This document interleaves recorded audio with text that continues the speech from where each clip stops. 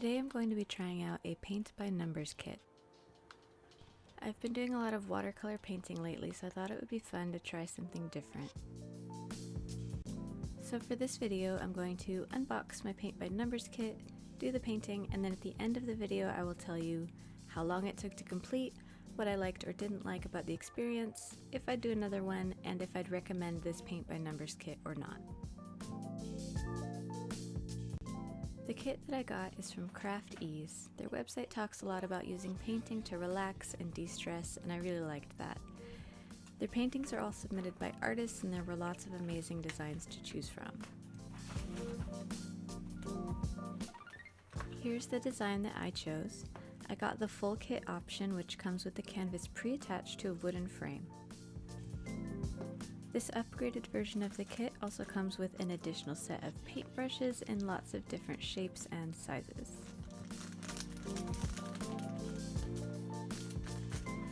And it looks like they gave me a free etching art kit thing. I've done something like this before, so I'm guessing that that's what it is. This should be fun for later. We also have the numbers that will go onto the paint pots and this little divider thing to put them in. And here's what the painting should look like when it's done. Here is the name of the painting and the artist, and this also has the number guide for the paints. And in here should be the paint, and I think these are the brushes that you get if you order the normal kit, and that's the mounting equipment for hanging it afterwards. It looks like they've shrink wrapped the paint to avoid spilling while shipping, so that's very good. I love these colors and I can't wait to see how it will look. I realized I didn't turn this over, so here's the front. It has a spot for each paint color to help keep you organized. Before I can start painting, I need to label these paints from 1 to 24. I thought this would take a long time, but it was actually less than 10 minutes. Obviously, you want to be kind of careful in this step because if you mislabeled any colors, it would throw off the whole painting. I also used a marker to underline my 9 and 6 paints because as you can see they look very similar and I would definitely get these mixed up. One last thing to show you before I start painting. This box is very cool because it's also your instructions and an easel. I'll put the instructions up on the screen and you can pause if you want to read them now and now. For the purposes of filming myself painting, I don't plan to use the easel, but from experience, upright is really the best way to do something like this because you're less likely to rest your hand on wet paint, and it's much better for your eyes and your body. It's really nice that they thought of including something like this, and so far I'm very impressed with this kit. It seems like you really don't need to own any art supplies at all to do one of these. All you really need that isn't here is a small cup of water and something to clean your brushes. They even include a separate diagram of your artwork in case you accidentally cover a number up, which is very smart.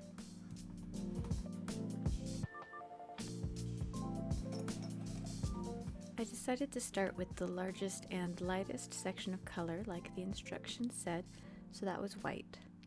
I wanted to see how well the paint would hide the numbers, and it seemed to do the job, but from working with acrylic paint in the past, I know that it typically will take 2 layers of paint for full coverage, especially on a canvas. After that, I decided to try a darker color next because I thought it would look more interesting for anyone watching. From there, I decided that I would just go in order from 1 to 24, that way I can remember where I'm at and it takes out a lot of the guesswork of trying to figure out which is the lightest color or the smallest area, etc. So this yellow color is number 1. I chose this image of the palm leaves because in the preview it actually reminded me of a watercolor painting, and I also just love plants and the color green. Here you can see I found a spot where the numbers overlapped, so I decided to go in with all of the colors for this area at once so I wouldn't lose the numbers behind the paint. It was actually pretty satisfying to see how the colors complemented each other when they were all together. I think it might have been fun to do the whole painting that way. Here I'm showing how some of the colors are more transparent than others. For example, this lime green will definitely need another coat of paint. I tried to add my second coat of each color pretty soon after doing the first because I was worried that I would forget what colors were which numbers, and I definitely did. I also decided to not try any fancy blending or customizing until the very end, until after I've already seen how the painting would look normally. And since I often share tutorials, I couldn't help but notice some things that made the painting go a little easier. So I'm going to share a few of those tips and tricks with you now. The first thing would be how to avoid smearing your paint. I accidentally smeared the paint quite a few times by resting my hand in wet paint without realizing it. So to avoid that, before you start painting, be aware of where the sections that you want to fill in are at, and then position the canvas so that you can fill them in from furthest to closest. If you're right-handed, start from the top left and go down to the right, and if you are left-handed, start from the top right and go diagonally down to the left. The best way to avoid smears completely is to let the paint dry between colors as often as possible. But of course, when you're enjoying yourself in your painting, you may not want to stop, so just remember that if you do smear something, it's not the end of the world, just clean it up and keep going. My next tip is that the paint actually dries really fast, so you'll want to clean your brushes off whenever you switch colors. If you leave paint on a brush that you aren't using, it will dry up and you won't be able to use that brush next time you want to. You should also keep the lids closed on colors you aren't using, that way they don't dry up either. Next tip, if you're working on a large or weirdly shaped area, try not to look away. It's frustrating to lose the spot you were working on and then find an empty space later. If it helps, you could outline the area first and fill in the number last so it's really obvious where you're working. One thing that helped keep me from losing my spot was to keep the paint color that I was using in my other hand so I didn't have to look away from where I was working to dip my brush. I could actually just move the paint to my brush and dip it there. You can probably see me doing it at some points in the video. Just be careful to hold the paint upright. It's pretty thick, but if you held it upside down for a long time, it would definitely drip. Next, I would say don't get your brush too wet. Watered down paint will be more transparent and might also cause the paint to run into other areas. Try to take a lot of breaks because staring at small things for long periods of time can strain your eyes and give you a headache, even if you're having fun. And my last tip is to make it fun for yourself and paint in whatever way you feel like painting. There really aren't any rules and no one is going to come and grade your work during or after. You can do what I did and go numerically, you can go from light to dark, dark to light, or section by section. As long as you can see the numbers, you'll be fine and they'll get painted eventually. Now that the painting's almost done, I'll go ahead and answer those questions that I set for myself at the beginning of this process. So how long did this take me? I painted this over 5 days, doing just a couple hours each day.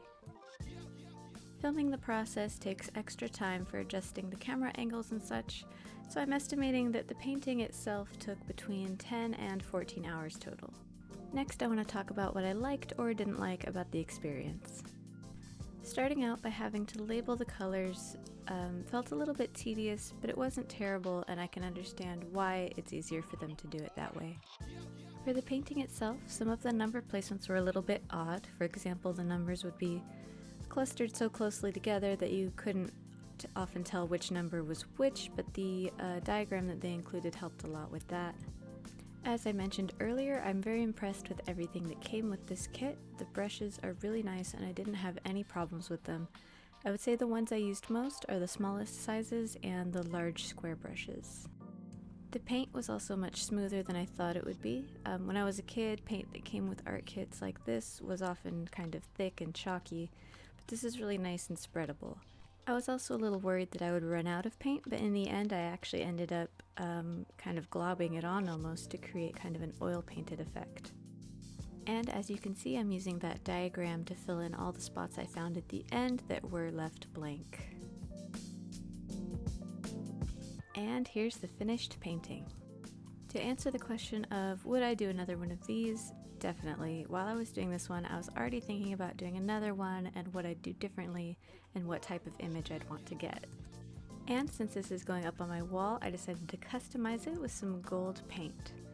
I put most of it on the lime green and yellow areas and I think it looks really cool. And would I recommend this kit? Yes, absolutely. I really enjoyed doing this. It was a nice break from everything because I could put on some music and zone out for a while, not have to worry about planning or tracking down my art supplies or anything like that.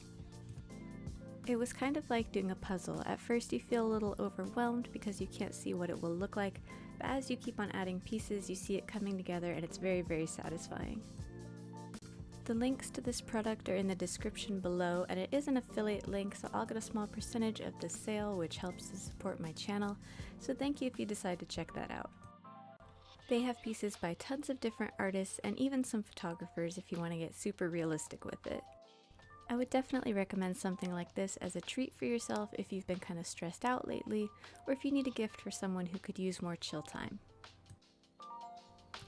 Even if you don't feel like painting right now, I hope this video will inspire you to take some time and do something nice for yourself today. Thanks for watching!